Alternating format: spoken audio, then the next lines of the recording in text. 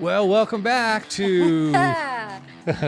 Where are we? We're in Marble Falls to the Inside Out with Mr. Amazing Podcast Studio here in Marble Falls. It's beautiful. Oh, the brick today, it's just hitting right. Get the plant. Kim's been watering it. Everything's been great. Right? It's alive. It's alive. The ivy, for some reason, it never turns brown. This plant right here, you know how that is. Right? We've talked about that before. Cactus is not here. You don't like the cactus? Where'd the cactus go? You left it over there. Cactus now over it's there. Lonely. Yeah, well, it's all right. Sorry. It hasn't grown whatsoever. Right? Right. Anyway, this is Audra. That is so tough for me to get for some reason. It is for a lot of people, Audra. actually. Yeah. And that's River. You can't see him. He's hiding. And this is Kimberly. With a dash. With a dash. And right? River is bored. River's bored, but that's okay. He's been a good kid. So before we get back into what we were talking about, how many ever days ago it was, or maybe it was yesterday, maybe it was just part one. We're wearing the same clothes. We're wearing the same clothes. I've been wearing the same clothes for weeks. That's right. Yeah, that's right. That's right. That's what the first 5 podcasts I was wearing black shirt. The same wow. black shirt. Same black shirt. And I decided to change because this shirt makes my arms look bigger, but not on camera. My stomach looks bigger, but my arms don't look any bigger. Go figure. Right? How's my nose look? Wow. Anyway, so I got my spikes here on today. And before I do that, I saw Sarah today. I'm not totally sure what Sarah's last name was, but she works at Goodwill in Austin. And I was in Lago Vista today. So she said that she wanted to go back into prison with us one of these days. So I thought, well, okay, I want to go by and visit her. So I asked her if I could come by, and she said, yeah. And it wasn't weird. I didn't think it was weird because sometimes I'm thinking it's weird, but it wasn't, right? So anyway, it was a good time. So Sarah, good seeing you today. Hi, Sarah. Yeah, way to go. Way to hang in there. Yeah. She's doing good. She's been out for maybe a year. I love that. I love a success story. Me transitional too. home. Awesome. So that's good for her. Anyway, so let's get back into it. So we were talking about maybe some of the past, but let's talk about the day you walked out. The day you walk out of prison, wherever that may be. Some places it's different. So what? You don't want to talk about that? No, that's a powerful moment. Well, let's talk about it because everybody people they want to know about the past, but let's encourage the people that haven't been able to walk through that door yet. What's that like? Give them a little heads up. I'm kind of curious because you know what? I'm walking out of the prison every day, or not every day, but when I go, and people's like, I said, everybody here is going to get to go home. It's just that I just get to go home sooner than you do. Right. Yes? Yeah. And I don't think that's mean. I'm just funny. That is a little funny. No, you are funny. It is a little funny. You know it's funny. I was trying to, It's pretty funny. I was trying to make him think like it wasn't, but it is. But if you don't know this, I got prison human. I got prison humor. Hey, before we get back on that, so see these spikes? I got these in Florida. Whoa. When I was at an old folks home. I lived there, right? I lived there at an old folks home with my wife, and they were selling these at the gift shop. And I thought, you know what? There's nothing says old man better than some spikes. So I got some spikes, and I'm starting to wear them because every once in a while I need to scratch my face, and it's so much easier this way. It's just unbelievable how easy it is. And then here, though, I almost poked my eye out earlier, like doink. Anyway, hit me right here. It's a good thing I got a giant nose because my hand hit my nose before my spike hit me in the face. What? Are you okay, Kim? No. It's okay, Kimberly, because that's what happened. So anyway, why do I have these spikes? So years ago, I was doing some youth ministry, and there was some kids at this church that would never go to the church, but there was a ball field by it. And the kids would go by the ball field, and some of these kids were wearing, they were goth, they were just wearing dark color clothes. They were me as a junior high They may have been you, right? Yeah. So they would hang over there, and then nobody would ever seem to go talk to them. So one day I thought, you know what, I'm gonna mix this up a little bit. So my daughter and I went to Hot Topic, I think she told me today. Hot Topic, and we bought some spikes, and I had a chain, and I had a little bit more clothing that fit with this. And you think, well, that's not cool. But for some reason, I could pull it off. I could because I was super cool. even this way. You're thinking, no, you look like a nerd. Well, I don't really care what you think because I'm super cool. But I could pull it off because I was real with the kids. Yeah. And then when you show up and you start telling those kids that, you know, that they're worth it and they matter, not that I have any idea what happened to those kids, but it kind of opened the door a little bit. Like, who's this guy? What's up with that? Even some of the adults, now they weirded out. Like, is that guy for real? Like, yeah, I'm for real. Be careful before I smack you in the face with this. Oh my gosh. Maybe I was a little bit too real. Too real. Yeah, I know. That's why. Yeah. But anyway, that's where the spikes came from, and I just thought I'd mix it up a little bit today with that. I think it's a good story. Yeah, and I'm funny. I thought I didn't know if I still had them or not, but they were. I still had them. I think you look cool. I Thanks. do too. Thanks, ladies. I love it. Yeah. Thanks. Well, that's 3 against 1 because you two and my daughter thought it was cool, and my wife thought it was not cool. So, Debbie, if you're watching this podcast, He doesn't mean that, Debbie. I know you might have to cut that out. Yeah, cut. All right, let's get back to some other stuff, right? All right. So the day you walk out, you know, and I've heard this before, like, oh, I'm leaving Friday, or I'm leaving Saturday, or I'm leaving tomorrow, and then it seems like that's the longest day of your life. Yeah, it's like 2 days and a wake up. Yep. 1 day and a wake Yeah, up. that's what they I just say. got to wake That's up. right. Just but it seems like that day would go by super long. It does. Right, and then you all of a sudden here they come. Hey, number 574-3, number 2. Yeah. Let's go, and you're like, oh, let's go. And you're exhausted because you don't sleep. You don't go to sleep. You're just up, staring at the ceiling, waiting for them to come call you out because you know you're leaving, in a few hours. So you were always in a top bunk?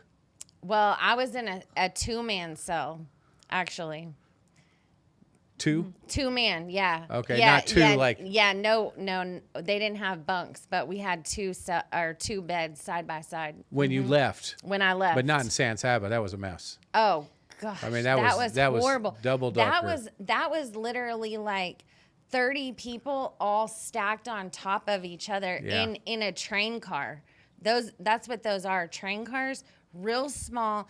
And the beds, I could literally reach out and touch, my bunkmate here, and touch the ceiling. Train car, I always called it. I thought it was more like a container. Yeah. Like a container. Yeah, exactly. But anyway, we're not going to go. Let's not go there, right? Because then you just stay out of prison, right? Then you don't have to live in a container. Right. So let me shut up for a minute and tell me what it's like to the day you're leaving. Whatever one you want to go first, Kim, Yeah, sure. or you want our guest to go first? You can go first. Okay. Well, the first day.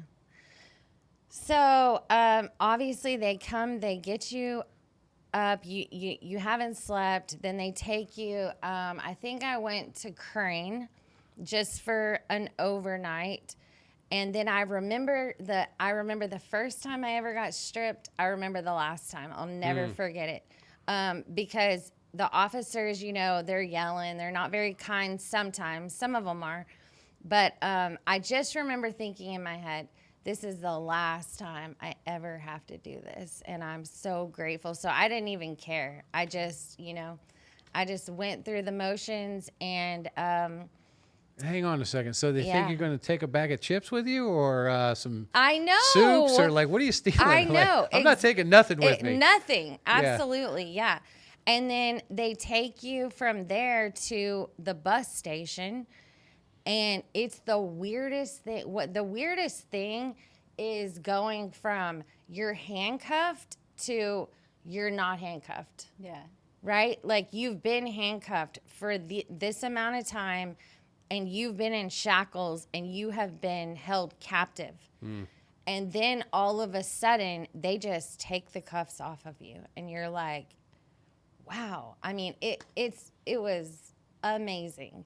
Nerve-wracking. It's every emotion. It's nerve-wracking. It's scary, but it's exhilarating. You're excited for your future.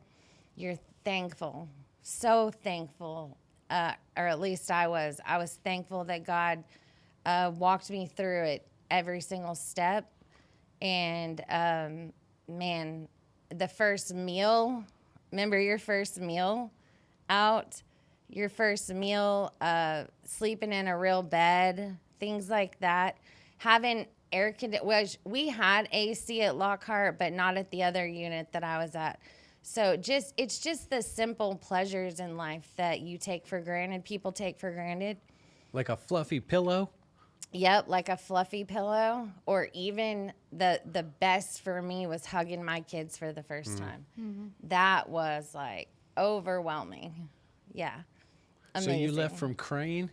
I did. I Walked left right through the gate there? Yep, walked right. Well, yeah, we walked right out the gate, got into the bus.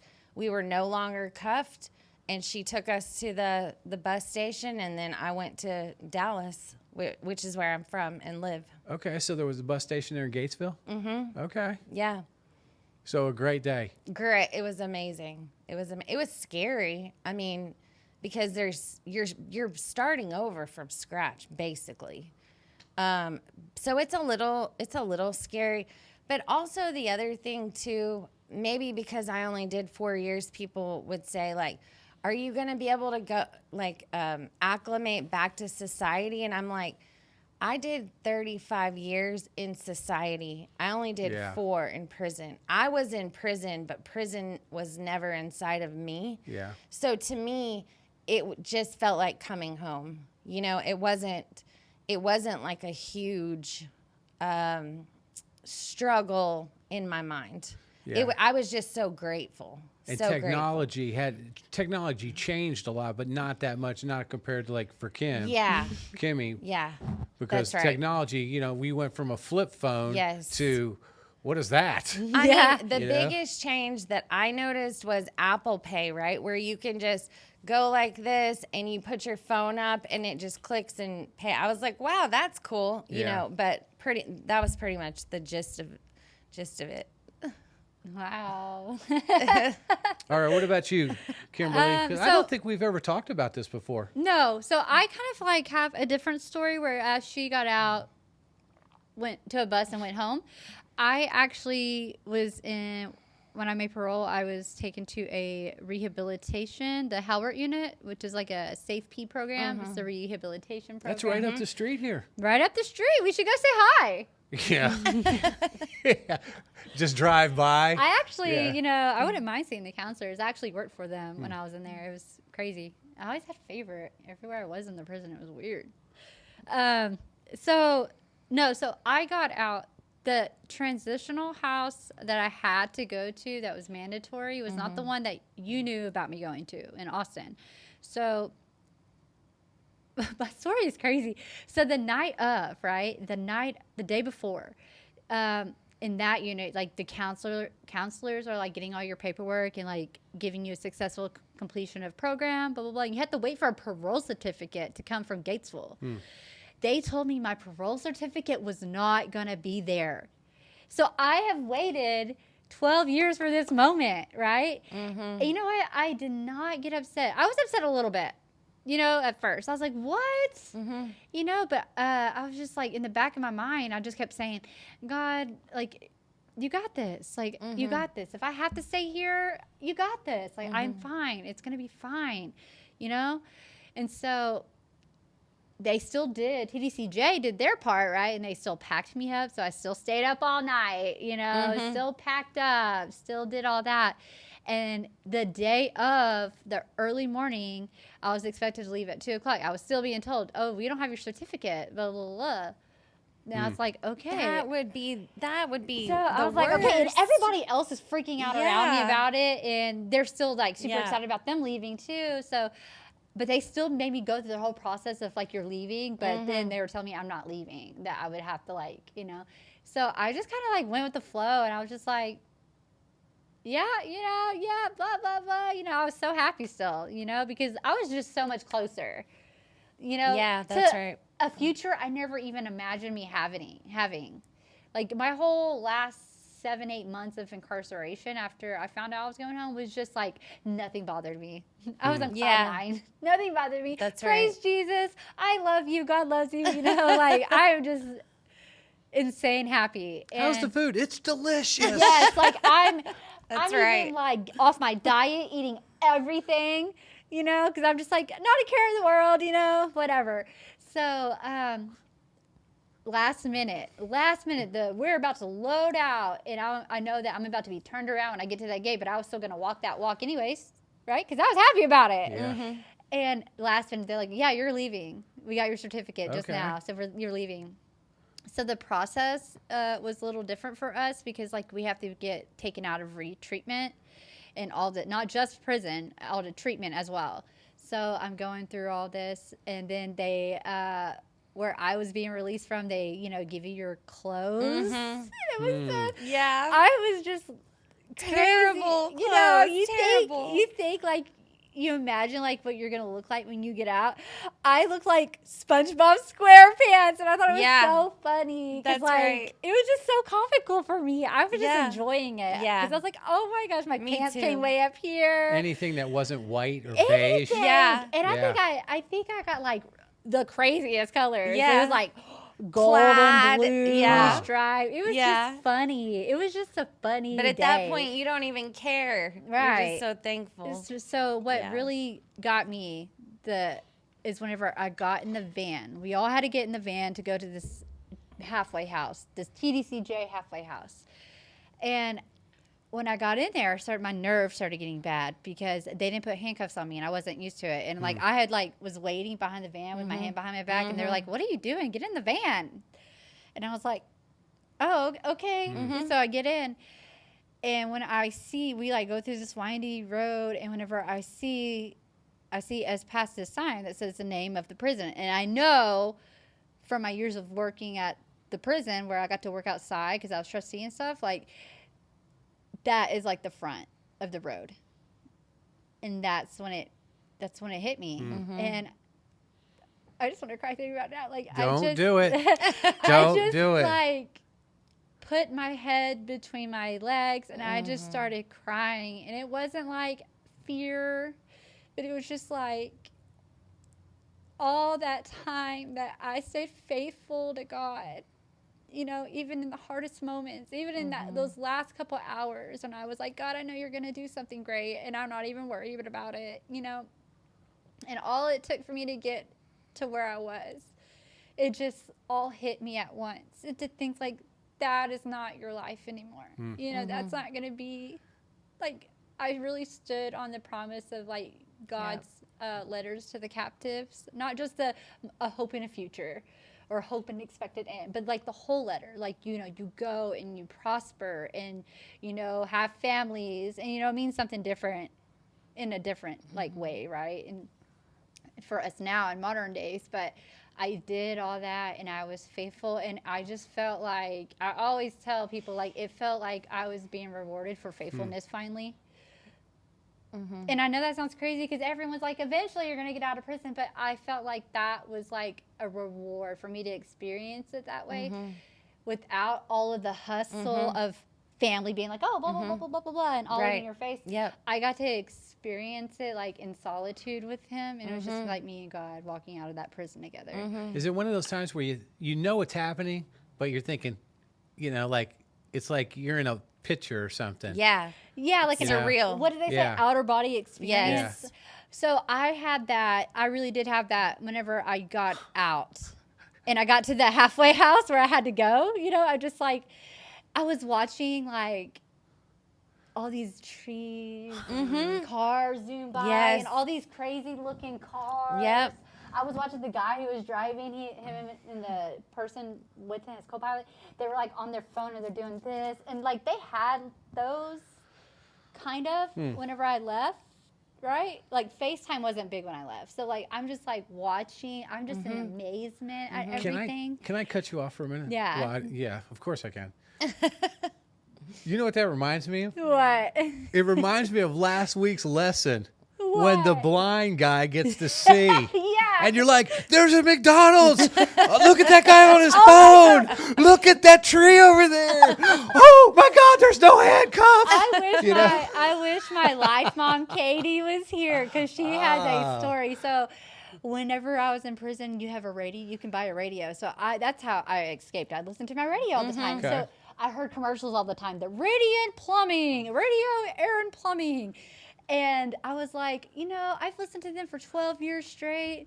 when I get out, I'm going to write them a letter. Are you really? That's what I used to say. Oh, that's funny. So Katie, when I got to Austin, she's driving me down the road, and I see a big billboard and we're in Austin, for Radiant Plumbing. And I was like, oh my God, Radiant Air Plumbing. Yeah, that's funny. I was like, I just want to write them a letter and tell them how their funny commercials that got me through prison. Yeah. We could have used that story last week. I didn't think of it last week. I know, but it'll come back again I just another thought of time. that orchestra, whenever I saw all the lights. Yeah, but that's super cool. And then not to be cuffed and you're standing there with your hands behind your back. Yeah. And, but it's been so long and you're so used to that. Let me ask you, did you look back? Did you look back and think, there they go, it's gone? Well, so there was a small fraction of a second where I was kind of paranoid. And I was thinking, like, cops. So we passed the cop car, and I was like, oh, my God, they're turning in there for me, and they're about to tell us to turn around, and they're going to take me back to jail. Like, I just had that paranoia. I still had that paranoia when I first got out. I don't have it now. Yeah. But, like, in the world before prison, you're living that lifestyle. You're always looking over your shoulder for a cop. Am I driving right? Yeah. What do I got to hide? And whenever you get out, like, you go straight back to that thought process whenever you lived in the streets like that. And so for probably the first 6 months of my driving, like, I did like this. But probably still I do even that. remember like the first time I walked into Walmart and somebody walked up really fast on me, and I was like, I jumped. I was like, because you're so used to being on guard in prison. Like, did you almost give him a throat punch? Oh, I was like, I'm sorry. Like, and then I realized my overreaction at this now, should she have like come up that close? No, but I reacted that way because I was so used to being on guard and looking over my shoulder there that I was like, whoa. That was my first realization of like, that's a little bit of like PTSD going on. I mean, it doesn't happen now. I'm used to it. But at first, I mean, I was constantly like people coming at you from all directions. Like, so you're in Walmart, all of a sudden somebody says, it's time to prepare for counts. you're like, oh, gosh. You're like lined up by the aisle. No, the guy's talking about like, we're dropping prices, and you're like, it's count time. What? Yeah. I didn't go into a Walmart for 3 months. Wow. Yeah. I did because I lived in the middle of Austin. So I just did, I just lifted because I had to lift for my first 6 months until they let me get my license. So I just lifted to work, lifted home, and then I ordered my groceries online. Okay. I had someone show me how to do that. And you know what? I picked up on the tech stuff really fast. Yeah. It was just like, You're good at it. I did it. I wouldn't do FaceTime at first because it was just weird for the idea. Because I didn't do the video visit. So it was like weird for me to have like your face all like this on the camera. Yeah. I know. Now look at you. Yeah, now I'm like everywhere. I'm on a podcast. On a podcast. But yeah, I didn't, for the first 3 months, I didn't go anywhere. So whenever I first went in, I went in with somebody, right? And Daniel, you met Daniel. I met him. He and I worked together. And so, obviously we like became friends or when whatever. you first went back into Walmart. And when I first went back into Walmart, he was the one who took me in there.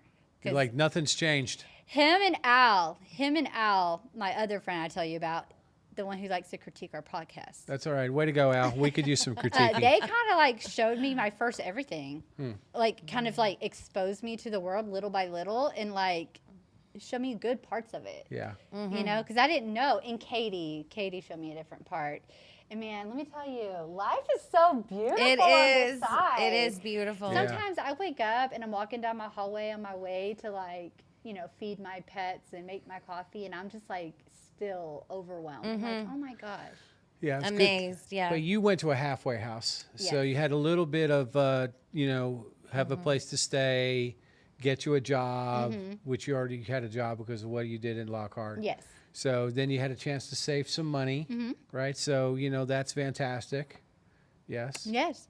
It was wonderful. I mean, there was a couple times where I watched my savings go shoo because I had been saving up all my money from the job I had at Lockhart. But then when I got out, they wouldn't let me get my license for 6 months. So I was lifting from South Austin all the way to Buda every day. Yeah. To No hitchhiking? No. Yeah. And my job wasn't on a bus route, but I had that job from the company I've been working for inside for 10 years. Yeah, Like, well, it's a good thing you kept that. Oh, yeah, so I wow. kept Yeah, it. I was yeah. going to do whatever I a long needed to time. do to get Yeah. Yeah. you know. And, some of the, I just figured out the times for lifting. You know, you just figure it out. That's right. And Yeah.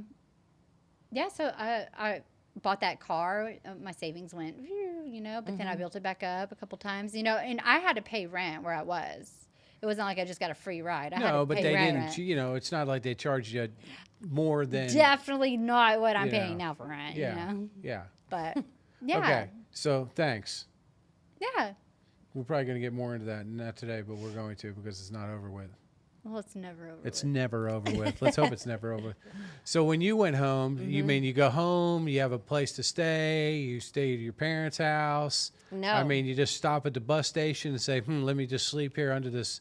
No, I went to a transitional house, Okay. a parole approved, for one night, and it was full of roaches, drugs, Wow. breaking the law, all of it, right? You went to ATC. So I immediately, called my parole officer and said, this is not going to work. I'm going to have to figure out something. So I did. I eventually ended up in an Airbnb, and then I found a room to rent, which is where I'm at now. Okay. And then you get a job. Oh, Yeah. yeah. So I started working immediately as a paralegal. Okay. And loved it. Still, it's funny because I work now with all incarcerated individuals, and not just through paralegal work, but also through advocacy work. So it's really like allowed me to find my passion and pursue it in ways that I never even knew before. That's amazing. So I'm very thankful. Yes. Well, let me ask you. We're going to change it up just a minute, just for a second or two. Not really change it up. What do you think? I'm organized. So if somebody's sitting in their cell right now, what do you got to say for them? What do you got to say for them? And you know what? You could be sitting in a cell and you could be in a great mood. Yeah. Or you could be sitting in a cell where it's the darkest time of your life. That's right. So, what I've experienced both. by being there, share with somebody who's maybe struggling that needs, don't be afraid to look right into that old camera right there. Man, what I would say is this would be my advice. It would be to do everything in your power to better yourself. Take every class, take every program, take advantage of every chaplaincy class that is offered. Put yourself around people who are like-minded, who are changing their mindset and have goals and are reaching for something better, who don't want to repeat the same mistakes. Yeah. That would be my biggest advice. Go to church, pray, do things to encourage your rehabilitation, not only on the inside, but those things will also affect you in the future. Like with your Henderson job, right? And you were able to use that as soon as you got out to have a job. That's what I would say is don't continue doing the same things that you've always done. Do something different and allow it to change your life. And I promise it will be so worth it. It will be so worth it. Yeah.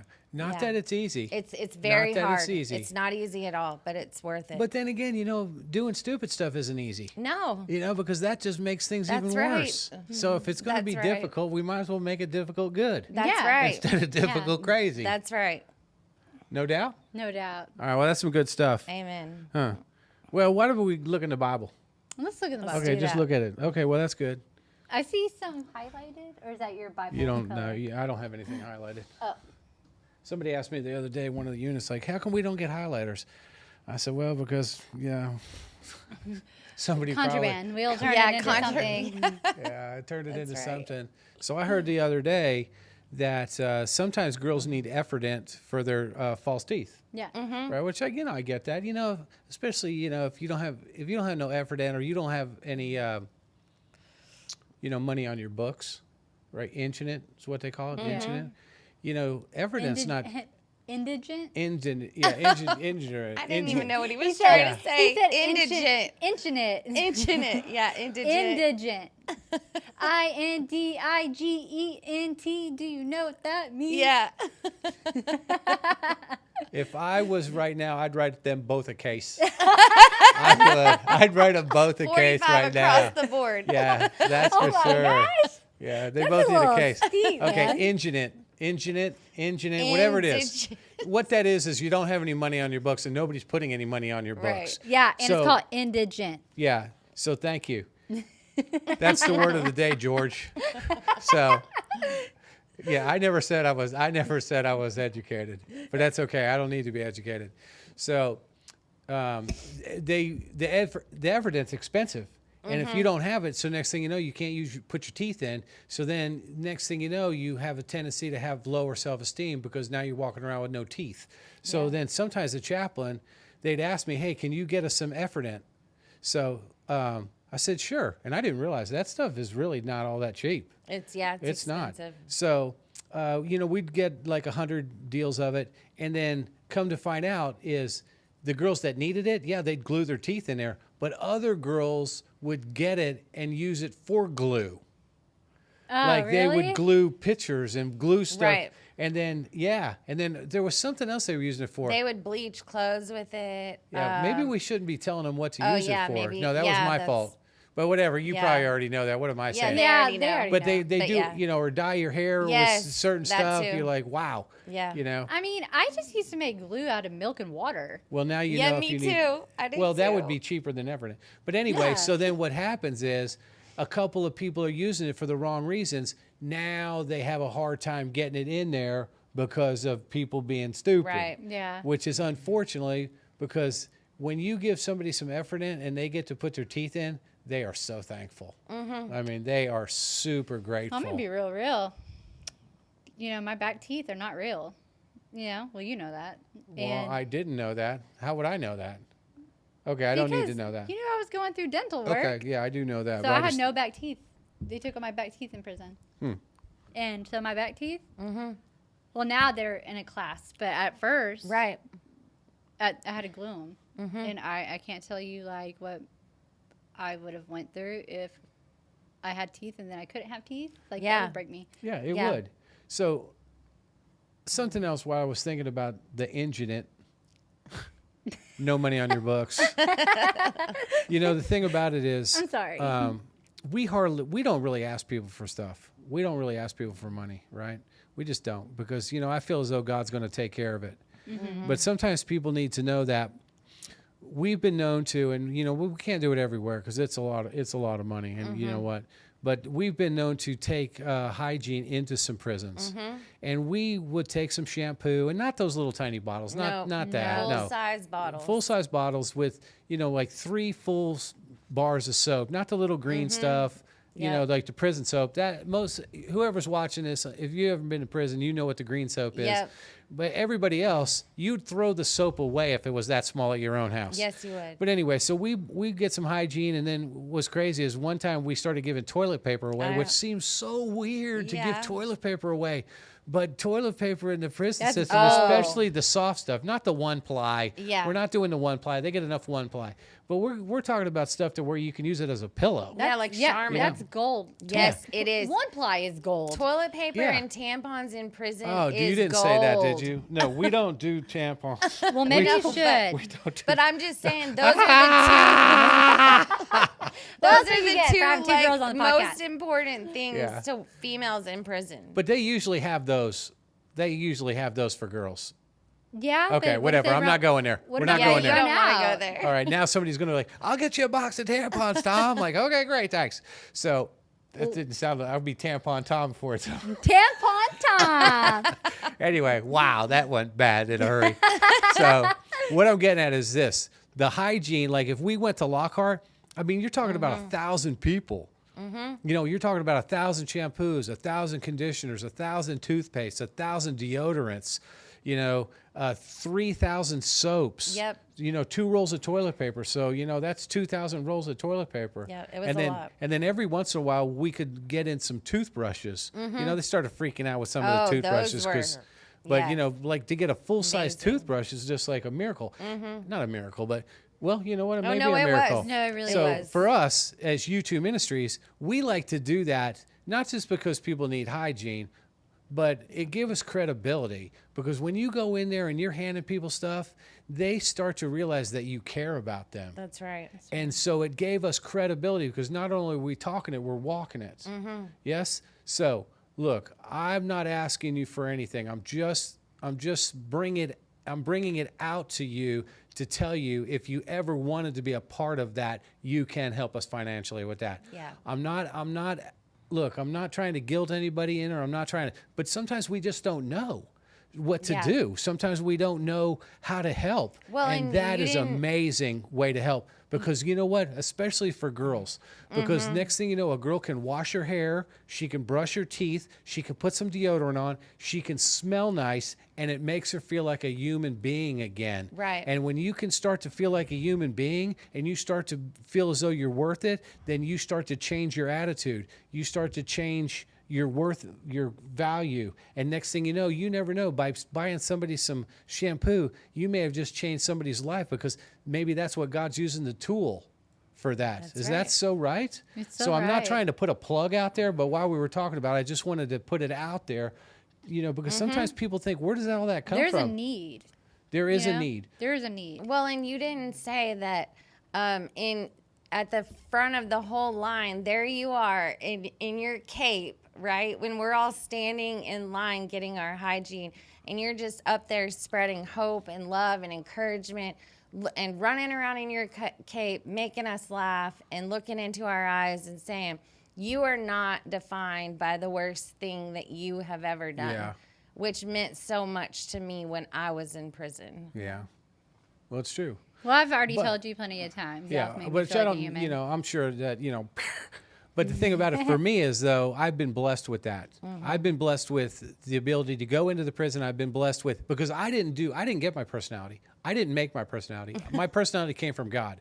So Right. when people say, well, you're prison, I said, I like it because I'm good at it, but I didn't do anything to get good at it. I was just made good at it. Right. And we've all been made good at stuff. Sometimes you just don't know what it is yet. That's right. But when you start to realize what you're good at, it changes who you are, because then you realize, man, I'm good at this. And you realize you didn't do anything to get it. It was just who you are. Yeah. And it just makes you okay. And I think, even though there's lots of different places, but maybe God's got you rescued because he knows he created you to have these gifts that he's got for you, and he wants to use you to do that, and he's rescued you, and he sets you down because he wants to say, look, in a little bit of time, we're going to be doing some amazing stuff together. Okay. And he's like, I can do it without you, and he can, but he doesn't want to, because he loves you, and he made you, and he said, I got the perfect scenario. It's going to be my power, but I'm going to use you to help me out. Why? Because I care about you. And sometimes you're sitting in a prison and you don't think that you're ever going to amount to anything. It's just not true. Right. It's just not true, because you can change people's lives in the prison. That's right. So, when we were talking about when you got to prison, it's funny because, like at Woodman, you could tell the girls when they come through the dorm and they got all their new stuff. That's right. Right? So they got all their stuff, right? And I'm like, welcome to Woodman, right? And they're just looking at me like, who's that guy? Right? Oh man. Yeah, who I'm not is I'm not the warden, right? But they don't know. Like, welcome to Woodman. It's a beautiful place. You've been rescued. And they're just like, oh my God. Like, they're probably thinking, what is going on? I Like, can only imagine hearing you say that as I'm walking in. Like, it was yeah, because I do that. Yeah. It's fun for Yeah. me, right? Yeah. But you try to, like, welcome home or welcome here. And they're just like, what? and they're definitely not feeling No. that's not where their head is at. So At it's all. funny It's not. for you Furthest to say, from it. Right. Maybe that's my Right. own weird fun that I'm having, right? But that is fun. But Yeah. anyway, so about the hygiene. Yeah. Yes? Okay. Yes. We don't have our address on there, do we?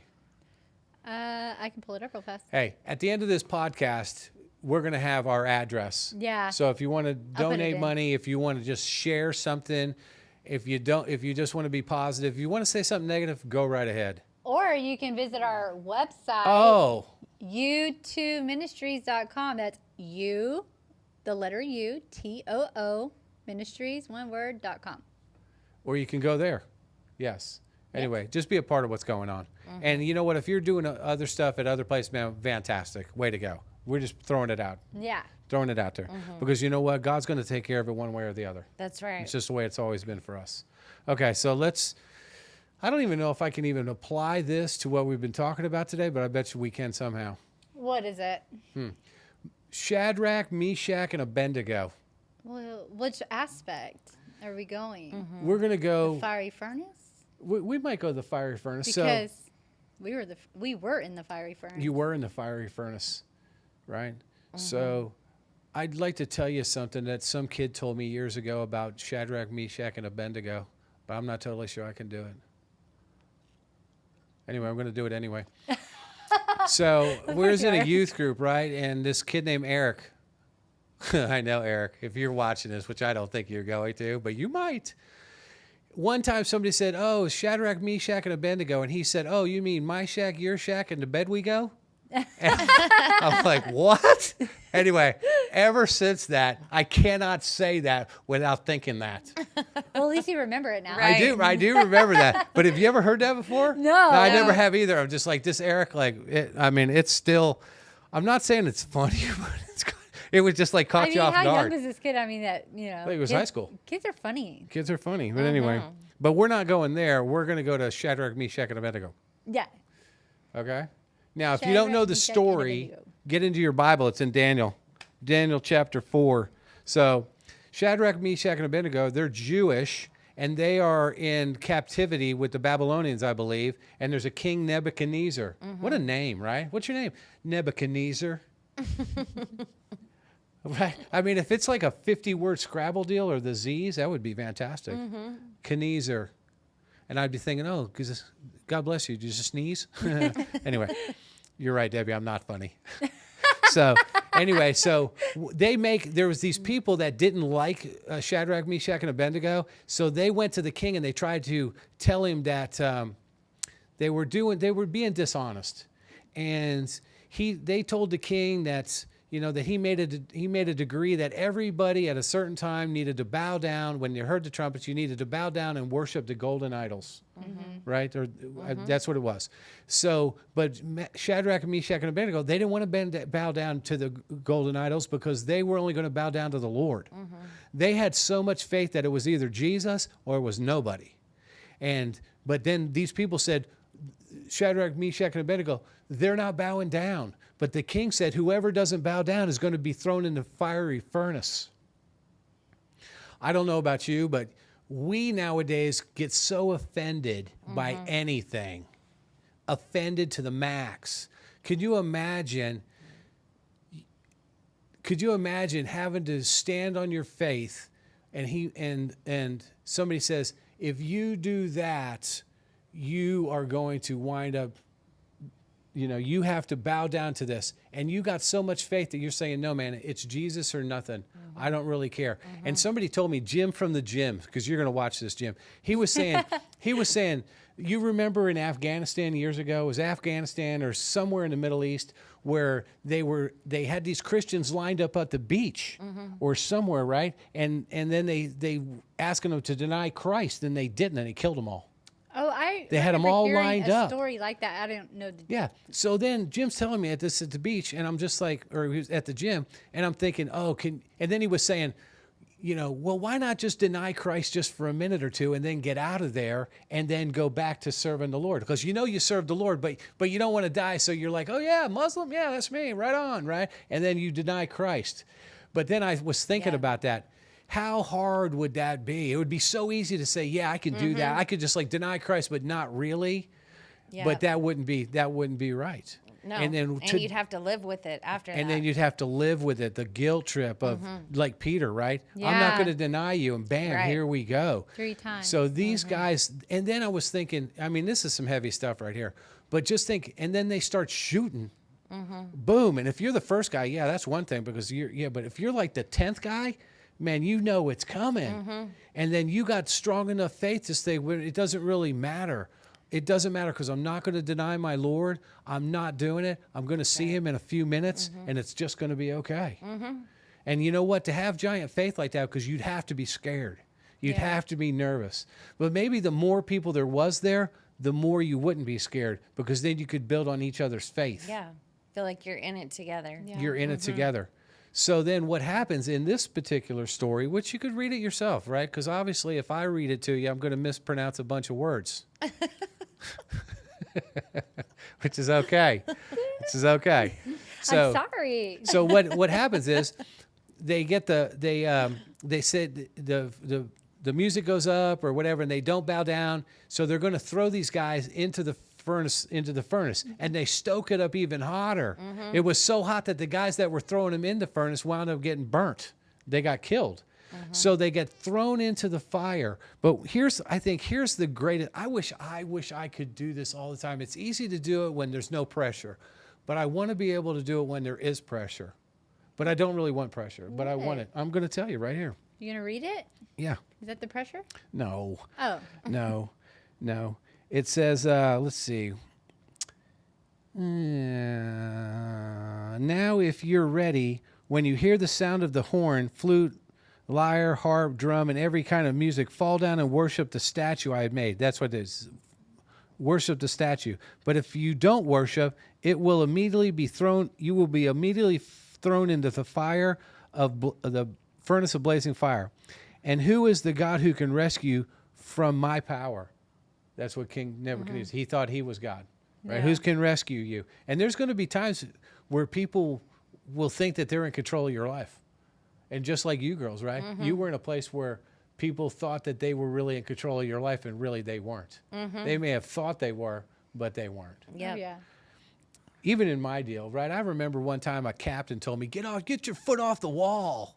I'm like, what? I don't live here. Yeah. Like, what? Yeah. No. Yeah. Anyway, I thought that was kind of weird. Like, I'm just a volunteer here. Some of that wall's mine because I've been paying taxes. Anyway. Right. So, anyway, that was Mine whatever. too now. Right. Yeah, exactly. Now it's part of it's yours. Okay. So, but if you don't worship it, you will immediately thrown into fire. And who is the God who can rescue you from my power? And that was little g. Shadrach, Meshach, and Abednego replied to the king, Nebuchadnezzar, we don't need to give you an answer to this question. You know, while they weren't doing it sarcastic, they said, we just don't need to give you an answer to this question. If the God we serve exists, then he can rescue us from the furnace of blazing fire. And he can rescue us from the power of you, the king. But even if he doesn't rescue us, we want you as king to know that we will not serve your gods or worship the golden statue you set up. I need to have more of that faith. Yeah. Because guess what? How many things in our life, because, you know, we're living in a different time. And these people were ruthless, right? I mean, these people know how to skin people alive. I'm telling you what, if somebody's thinking about skinning me alive, I'm telling you, man, how am I going to stand there and deny my Lord? I don't want to, but being skinned alive, man, now the pain, now the struggle of it. And then what? We get, I don't have to be a part of that. And then, but when I stand up, oh, you're this, or you're that, or you're this. And then we start to give in to the pressures of other people and their sin. Not that I don't have some sin, or like drinking or alcohol or something else. We don't have to give in to that. Right. Right? Does that make some sense? I think it does. Yes. It does. Yes? No matter what somebody says, I want to be able to say, no, I'm going to serve the Lord. I'm not serving that anymore. Right. Right? I'm not, for me, because I drank way too much. And I'm just glad that I quit drinking. I never asked God to help me quit drinking, but God helped me quit drinking with me not even knowing it. And I'm never going back to that. I'm never going back. It would be like me bowing down to King Nebuchadnezzar and his golden statue. I'm not bowing down to that golden statue anymore. Right? I'm going to try to serve the Lord the best of my ability. And sometimes I fall short. Right? But then, so what happens to these guys? Right? What I want to just say is, like, you don't have any control. No different than Jesus when he was talking to Pilate. And Pilate said, I could do this and that. No, you got no control over. I'm the authority here, not you. Yeah. Right? My Father is going to make things happen, not you. Jesus could have easily said the same thing. Oh, I'm not bowing down to this. He was just good at keeping his mouth shut. Me, I'm not good at keeping my mouth shut because I'd have told Pilate, you know what? If I'm going down with a fight or with a. That's right. Yes? Okay. So then Nebuchadnezzar was filled with rage, right? Because that's what happens when you call people out. Like, it doesn't matter, King Nebuchadnezzar. You think you're God, but you are not God, and we are not worshiping you. And if God comes to a rescue, that's fantastic. But if he doesn't, we're okay with it too. Because he really comes to our rescue no matter what. That's right. Okay, then the expression on his face changed toward Shadrach, Meshach, and Abednego. He gave orders for the heat of the furnace 7 times more than customary. Then he commanded some of the strongest soldiers in his army to tie Shadrach, Meshach, and Abednego and throw them into the furnace of blazing fire. Then these men in their trousers, that's what it says, trousers. Just in their trousers? Trousers right here. That's it. I have no idea what that is. Robes, head coverings, and other clothes were tied up and thrown into the furnace. Oh, no. And so these men in their trousers, and the other clothes, they tied up and thrown into the furnace of blazing fire. Since the king commanded was so urgent and the furnace extremely hot, the raging flames killed those men who carried Shadrach, Meshach, and Abednego up. And these 3 men, Shadrach, Meshach, and Abednego, fell bound into the furnace of blazing fire. They fell, there you go, just like you just toss them over like little wrapped up mummies. Then the king Nebuchadnezzar jumped up in alarm. He said to his advisor, "Somebody get me a beer." No, he didn't. He did not. Sorry. Wow. He said He said to his advisors, "Didn't we throw 3 men bound in the fire?" "Yes, of course, your majesty. I can't even say it. They replied to the king. He explained, "Look, I see 4 men not tied walking around in the fire unharmed, and the 4th looks like the son of the gods." Nebuchadnezzar then approached the door of the furnace of blazing fire and called Shadrach, Meshach, and Abednego. "You're servants of the Most High God, come out." So Shadrach, Meshach, and Abednego came out of the fire. Then the satraps, governors, and the king's advisors gathered around, and they saw that the fire had no effect on the bodies of these men. Not a hair on their head was singed. Their robes were affected, and there was no smell of fire on them. And then, of course, King Nebuchadnezzar says, "Praise God," turned it around for a little while, right? And you know what? This does apply. This does apply because you know what? Maybe you're in prison, and you were probably in prison because of your own actions, right? Now, and then next thing you know, you're in the fire. No different than being in the Jonah and the whale, right? I mean, you're in a place that you don't want to be in, and then you're thrown in the fire, and then you know what? For you, both of you girls, right? And maybe it's for everybody. You think you're there alone. You think you're struggling there all by yourself, and there's going to be times where you're going to feel alone. But even though you're in that fire, there's somebody else there.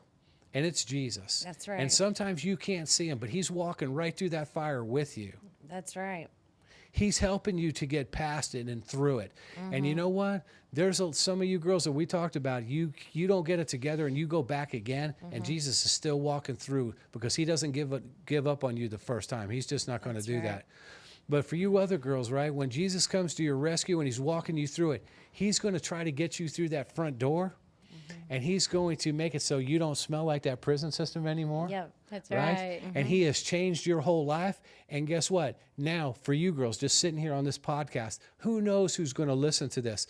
But through your story today or through your testimony about what Jesus is doing in your life, maybe through the fire that you went through is now helping somebody else to get their lives together. No different than King Nebuchadnezzar. And you think some of the toughest people that you had thought, oh, they'll never trust the Lord. Just a little while ago, an hour ago, this guy was mad that you said that he wasn't God. Next thing you know, he's trusting in the Lord because of the actions that you took. That's right. And then sometimes for us, we don't want to go through the fiery furnace. No. We don't want to go through the torture, not the torture, but we don't want to go through the ridicule or the people making fun of us or the deny of panda or whatever the case may be. We don't want to walk through the fire. But if Jesus is right there by us, He's helping us walk through the fire because one of these days he's going to open the furnace door and he's going to let us out and we're going to, man, that's not me anymore. That's right. That does apply, doesn't it? It does. It sure But, does. but you know what?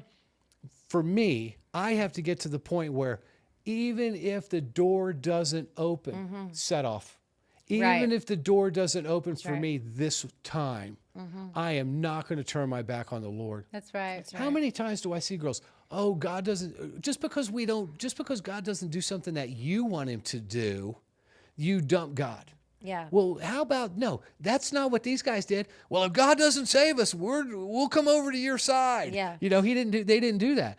They're just like, He said, no, even if he doesn't. even Right. if he doesn't, we are still not. So you know what? Maybe you're struggling with the set off and maybe you've had a few of them. I talked to somebody the other day, had 4 of them. Like, wow. Oh, man. But you know, even if I get a set off, I am not denying my Lord. That's right. Even if I don't have a place to go right now, I'm not denying my Lord. I had a girl, and she's going to watch this podcast here probably when she gets some social media. Oh, my halfway house didn't come through. What am I going to do? What am I going to do? What am I going to do? And I told her, I said, here's what I would do if I was you. I'd freak out about it until the last second when God comes through for you. Right. And then I'd regret handling it that way. And she just looking at me. I said, yeah, that's what I would do.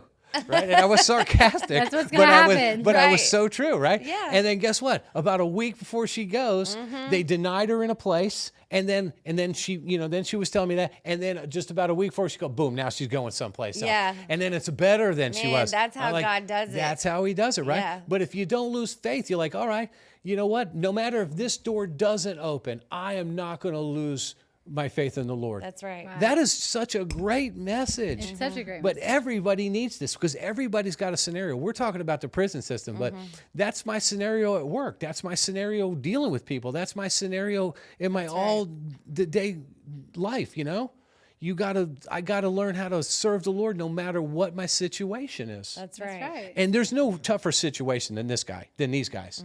That's a tough situation. Right. We're gonna throw you into you're gonna burn to death. There's got to be an easier way to go than that. That doesn't seem like, even though the fire was hot, maybe you turn into a crispy critter pretty soon. But You still, would still feel it initially. I would think just the thought of even going overboard. Right. Yeah. I mean, can you imagine, like, whenever I barely touch a medium-high stove top, you know what I mean? That's hot. I can't imagine just, like, feeling it, even if they died as soon as they got in there, like, just walking to the door, getting close to it. Right. That's going to hurt. Yeah. You're scorching. Yeah, and then your brain. So let me ask you this. This will probably be the last question I ask you today. So do you remember the time when you were in the fiery furnace, right, in one of those places, and you just knew that God was with you? I mean, can you put that into words? Can you put that into a situation to where you knew that you were in a dark place, but yet you knew you weren't alone? So I'll say this. There were so many times through the 4 years where something would happen and I would be so worried. I mean, I'm a worrier anyway, and I'm a control freak. I'm a planner, right? But there would be times where things would be out of my control and I would be so worried about it. Like, I'll give you an example. The heat is a big deal for me because it makes me sick. Well, you guys know that most TDCJ prisons do not have AC. So I was in a program where I had AC, but I was being moved out into a dorm, right? And that was so concerning to me. Things like that, I would come up against it, and then God would make a way. He gave me so much favor in so many situations like that. I would stress myself out and be worried about it. Even like a case, a no mask case, or is that going to affect my parole, right? My mask was pulled down. I got a ridiculous case. Things like that would happen. Or somebody, there would just be somebody, a dorm mate or whatever, that was troublesome. Things like that. He always came through, and it showed me that I don't have to worry. He is in control. He does love me. He is with me, and he is showing me favor. And he did it the entire time consistently throughout from start to finish. He protected me so many times, even from like somebody punching my face in over something ridiculous. Hey, can you just quiet down? I can't hear. Nobody ever put their hands on me. That's all God. Nobody ever, I was safe and I was cared for, and whatever situation I was in, no matter how bad it felt, I was able to endure it because of God. Yeah. You know what? Because sometimes when you look back, you see it. But you know what is super cool? When you see it when it's happening. Oh, yeah. Right? Because that's what, when you said, when That's you right. left, I know, yeah, the paperwork's not there, but you were so happy because you knew God was in it anyway. So you already knew God was walking you through the fire on that. Yeah. That was really good. That's my furnace moment right there. The story I already told you. Right. Oh, When you I got was it. being told right then. I mean, can you imagine being locked up for 12 years, thinking that was home? You made it your home. Yeah. You respected it like your home, you know? And then you're told, you're going to get out. And you're like, oh. And so you get to the point where you start entertaining the idea of living outside. Yeah, you get your hopes up. And then you're like, all right, all right, all right. And then you get there, and they're like, no, you're not going to go. That is a fiery furnace moment for me. Yeah. Yeah. Because I could continue to sit here and say, oh, when my mom died. And yes, my mom was a traumatic experience in my life, but that was also like a releasing in my life. You know, I think like my fiery furnace moment would be whenever I was this close from walking out the door, but still they were making it seem like I was this close from walking out the door, and I was going to be turned around. I was going to have to go through this whole process and then turn around. How, oh my God, how horrible would that have Horrible. been? Yeah. Right? Yeah. But I Whoops, made a said- mistake. You still got And 2 I'm more not years. saying Talk that- about roller coaster of emotion. Yeah. I'm not saying that I didn't Yeah. shed a couple tears because, you know, when I have really strong feelings, whether it be anger or sadness or happiness, I cry a little bit, you know, whatever. I Tell me tear up. about it. I tear up, okay? I can't help it. I have a You're heart. such a girl. I used to not be like that. God just softened my heart. Yeah, it's okay. So, but yeah, that was my fiery furnace moment because I remember saying that. I remember going to my bunk and I was like, well, okay, you know, I'm just going to be chilling. I put my little earplugs in for my tablet and I turned on I was listening to Stephen Furtick a lot because that was like the best thing on the tablet at the time. Yeah. So, until we get on there. Yeah. Watch right. out, Stephen. Yeah, Move we're over. Yeah. Or we could get a partnership. No? Okay. That's funny. No, I'm just kidding. But, you know, I just put on my sermons that I would listen to I would read my little Bible, you know, and I was like, it is what it is. Like, if I do, I do. If I don't, I don't. Either way, I'm not going to. You'll be fine. Yeah, I'm Yeah. not Yeah. going to sit here and cuss God for it. No. Yeah. How about this too? So there's girls that are in prison right now that they don't think, and guys too, there's no doubt about that they don't think that God's there. Right? They're walking through the furnace and they don't think that God is right there. But it's funny, because not funny, but you can actually see how God is there in their life, and you try to tell them, but they just can't see it. Right. Yeah. And then what's nutty is, even though the hardest people, the people that don't, you know, I don't want to hear that, I don't want to hear this, I don't want to hear, God's still walking you through this. Right. Yeah. Even if you don't think he is, he still loves you enough Yep. that he's walking you through it. Yep. Yeah. And even if you're cussing at him, even if I don't care, I don't love him, I never heard of him, blah, blah, blah, blah, blah. He's like, you know what? You have no idea what you're saying because I'm still here. You know, that's Right. the best Yes. thing about God, even whether we accept him or not. I mean, it's great when we do accept him, we start acknowledging it and we can see it, but he doesn't wait for us to go to him. That's right. Yeah, he wants to be invited because he, you know, he loves us and he would like to be invited, but he meets us exactly where we're at. That's my biggest takeaway from the fiery furnace, and it always has been. He meets us where we're at, Yeah. you know? And not only did he care about Shadrach, Meshach, and Abednego, but he cared about King Nebuchadnezzar Yeah, and how ruthless he was. because he's a child of God too. And then all the other people that saw. So you know what? Shadrach, Meshach, and Abednego through the fiery furnace, yeah, and they have to have faith. But their faith, their big faith, how many people got saved over that? That's right. And then, like I said, you girls, right? You girls had big faith. And then now think how many people are getting saved, how many lives are being changed. And for you that are still sitting in a cell, guy, girl, whatever, you know what? You could have big faith. And yeah, you're concerned about the fiery furnace you're going through, but maybe God's got you going through the faith for your kids. for Yeah. your grandkids. That's right. For the neighbor, for your right. coworkers, for thousands of people. Who knows what God's going to do? So you know what? Sometimes you may, and I don't like it when things don't go good. I don't like that. But you know what? Sometimes things are going to have to go a little bit sour, and I got to realize it's not really about me. It's about somebody else that God is trying to touch here or through That's this. right. Yes? Absolutely. All right. So how about if we end this? You girls want to say anything else before we pack this up and roll on out of here? I just think that the only thing I would say, like if I was speaking to anyone inside or outside of prison, like no matter what you're going through, no matter how hard it seems, like no matter if you can see a way out of a difficult circumstance, like God is only waiting for you to just, acknowledge him. And that's all it takes. It's just a little bit of willingness and a little bit of acknowledgement, and God will meet you where you're at. He'll do the work. That's right.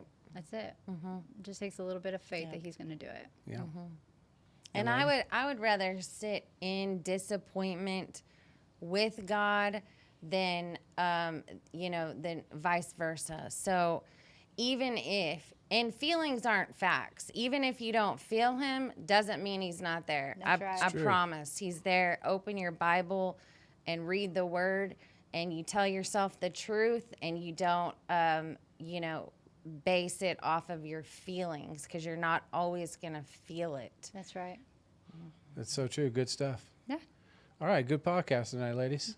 It was Or is great. it today? Yes. And it was an honor, and thank you for Yes. having me. It was great having Yes. you. It was wonderful. She We'll do made it my again. day because Yes. as soon as she saw me as soon as I walked through the front door, and she's like, "Are you Kim?" And she said, "You're so pretty." Because she "Oh is. my Look God, you're at so her. pretty. Okay. Beautiful. That's funny. The other day, well, no, I'm not saying. Nope. All right. Well, let's go. See All ya. right. Bye. Bye. George, we missed you.